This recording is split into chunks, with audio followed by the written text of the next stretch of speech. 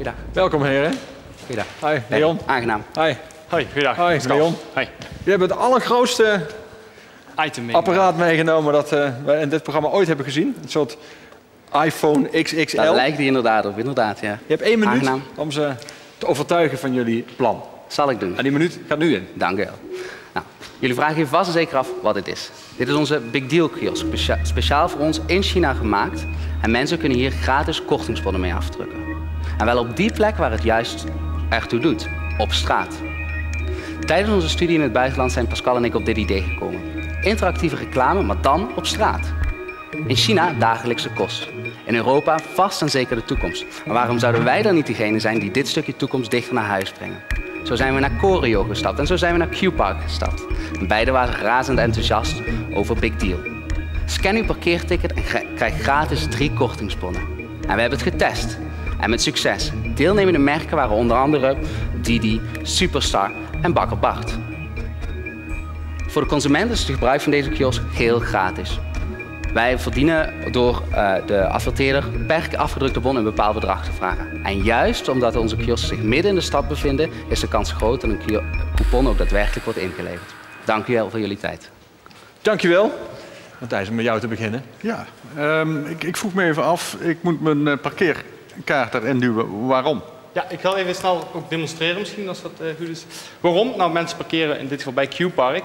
En voor Q-Park is het een extra service. Dus de mensen die nu bij Q-Park parkeren, nou, die kunnen dus gratis kortingsbonnen afdrukken. En daarvoor is dit parkeerkaartje om te verifiëren dat er inderdaad die persoon geparkeerd heeft bij Q-Park. Niet iemand van buitenaf. En als je hem demonstreert? Ik laat hem even zien, ja. Dus je kunt gewoon de verschillende kortingen bekijken. Dus als je op de verschillende merken klikt, dan komt de actie in beeld. Nou, vind ik een van die acties leuk. Dan Deze kies je dan. Je denkt, ik sta bij Q-Park. Oh, ik wil gokken vandaag. En dan kies je eventueel, ja. Of ik kan even een ander voorbeeld. Bristol bijvoorbeeld. Dan krijg je 5 € korting op de gele collectie. Nou, duw ik op print. Nou, komt onder een bonnetje uit.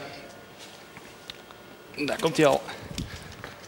En nou, dit kan ingeleverd worden in de winkel met een barcode eventueel ook erop. Desiree. Ja, ik vraag me af waarom je überhaupt iets in moet voeren. Waarom niet iedereen die op het touchscreen drukt Goeie krijgt... vraag. Het is technisch gezien... Goeie vraag, Desiree. Dat sowieso. Die heb je al binnen. Nee, het is technisch gezien ook niet per se nodig. We doen het om 2 redenen. Ten eerste om te voorkomen dat mensen onbeperkt kortingsbonnen gaan afdrukken waarmee onze papierrol opgaat. Oké, ten tweede... Of dat je met 10 bonnen van 5 € bij de Juist, inderdaad, dat is de tweede reden. Om ook de bedrijven de kans te geven om daadwerkelijk een actie te doen waar mensen niet zeg maar, ongepast gebruik van kunnen maken.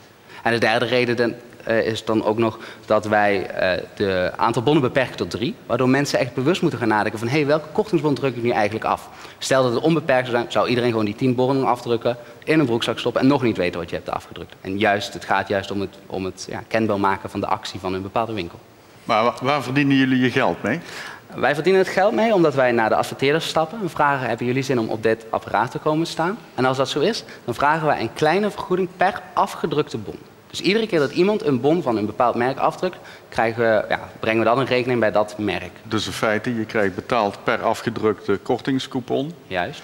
Dan vind ik het een beetje vreemd dat je juist beperkingen oplegt bij het aantal bonnen dat je kunt afdrukken. Businessmodel-wise misschien wel. En zeker op korte termijn zou dat inderdaad misschien niet de slimste weg zijn. Maar bekijk het dus lange termijn. Op het moment dat mensen onbewust merken gaan afdrukken waar ze eigenlijk in eerste instantie niet voor hadden gekozen. Maar ja, als ze toch honderden bonnetjes kunnen afdrukken, zouden ze dat doen. Dan zou een adverterende partij zeggen, maar luister, jij hebt gezegd dat ik zoveel bonnetjes heb afgedrukt. Maar ik heb er echt maar een beperkt aantal binnengekregen. Dus op lange termijn is het juist slim om er restricties op te leggen. Om mensen echt doelbewust een bepaald merk en daardoor een bepaalde winkel te laten kiezen. Iedereen heeft al minimaal 1 scherm bij zich. Kunnen we dat scherm niet gebruiken in plaats van een grote iPhone op? Vind je eigenlijk al ouderwets bijna begrijpelijk? Dat iedereen tegenwoordig zelf al... Ja, het is terug in de tijd. Mensen hebben een smartphone dat tegenwoordig bijna geen andere telefoons meer verkocht worden. Maar hoeveel mensen gebruiken echt al die functies van die smartphone? En daar is onderzoek naar geweest. En dat valt gewoon heel erg tegen. Iedereen zegt altijd, iedereen is tegenwoordig mobiel en internet. Maar vaker gaat het niet verder als e-mailen met je smartphone. Akkoord. Dankjewel. Dank u wel. Goed, dank jullie wel. Dus jullie gaan in overleg. Dank je wel. Dank je wel voor jullie tijd. We komen hem zo terugbrengen. Dank je wel. Goeiedag. Hoi. De jury was toch wel kritisch, hè? Zeker, ze waren zeker kritisch. Dat hadden we ook niet anders verwacht. We hebben dergelijke vragen al wel eerder gekregen natuurlijk, toen we met investeerders aan tafel zaten.